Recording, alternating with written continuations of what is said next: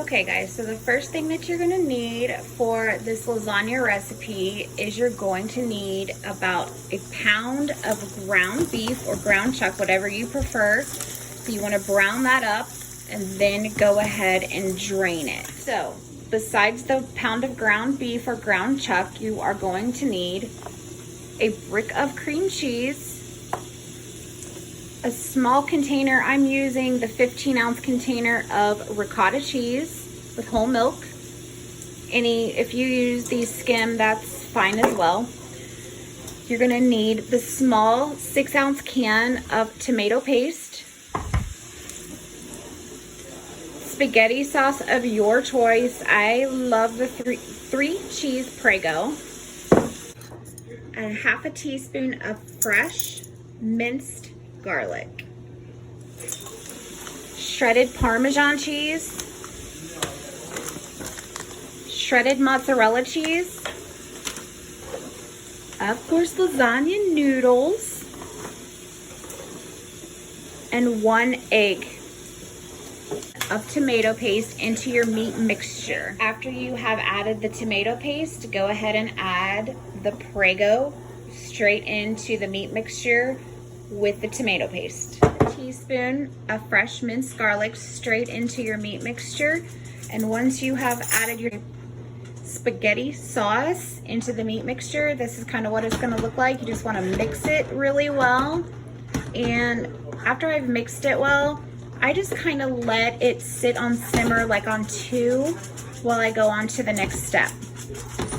It'll thicken up just a little bit for you. Okay, go ahead now and add your ricotta cheese. This small container, go ahead and add it into a mixing bowl along with your brick of cream cheese. It's already at room temperature, as well as you're going to go ahead and add 1 egg into that. And then once you've done that, what I like to do is, if you have a KitchenAid or a countertop mixer or hand mixer, I like to go ahead and mix everything well. And then I'll be right back. Now we are ready to start layering. At this point, I would go ahead and preheat your oven to 375. And you're gonna need, like, I think this is a 9 by 13. Okay, now, before you start layering, I like to take about a spatula full of the meat mixture and just kind of put it in my pan like this and just spread it out.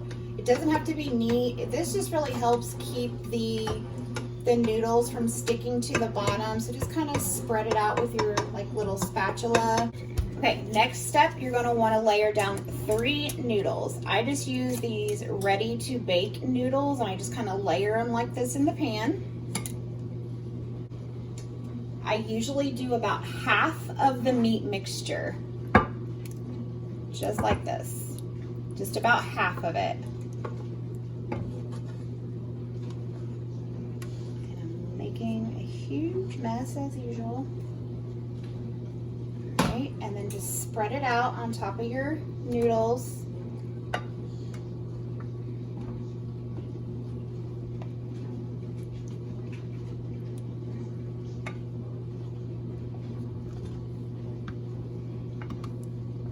And I always try to like make this layer work, and if I have to spread this one thinner, I do, because you want to have enough to coat your top layer of noodles. Okay, so now we're ready to go back in, and you're gonna layer 3 more noodles. 3,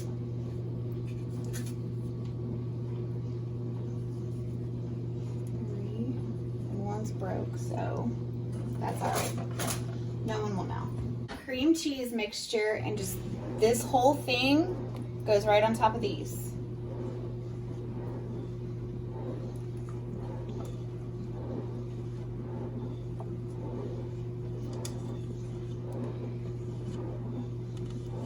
Now go ahead and spread this out.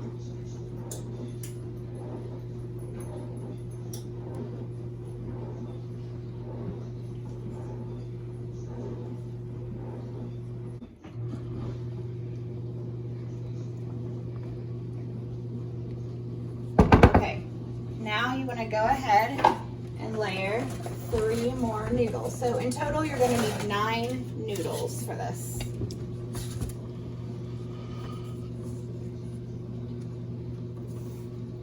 Now we're gonna take the rest of the meat mixture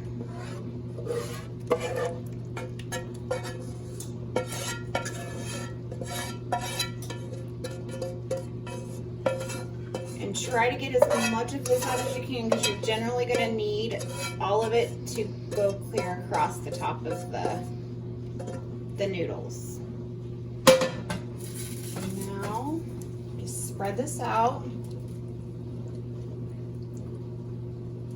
Try to cover all of the noodles and all of the cream cheese mixture.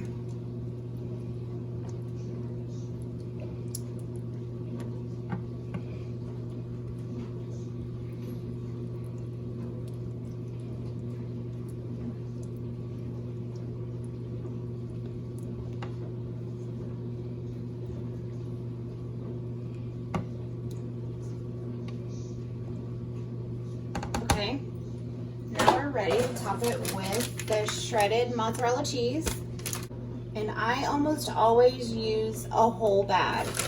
So the cheese part is just, you know, your own preference. If you don't like it really cheesy, then, you know, just do about half. But we like a lot of cheese.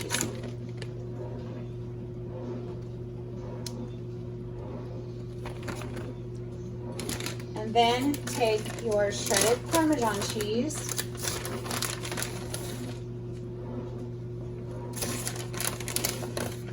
and just cover the rest of it.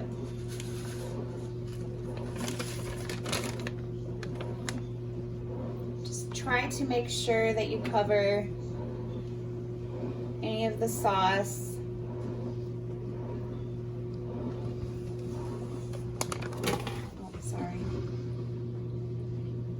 That is it, guys. I typically like to cover mine with foil for about 20 minutes, and then I usually bake it for about 35 minutes. So the last 10 minutes or so, I'll pull the foil off, and we like ours a little bit more browned on the top. So again, that's according to your own preference. If you don't like it browned, just leave the foil on. Otherwise, take it off about 10 minutes before it's done. And again, in the oven on 375, and that is it.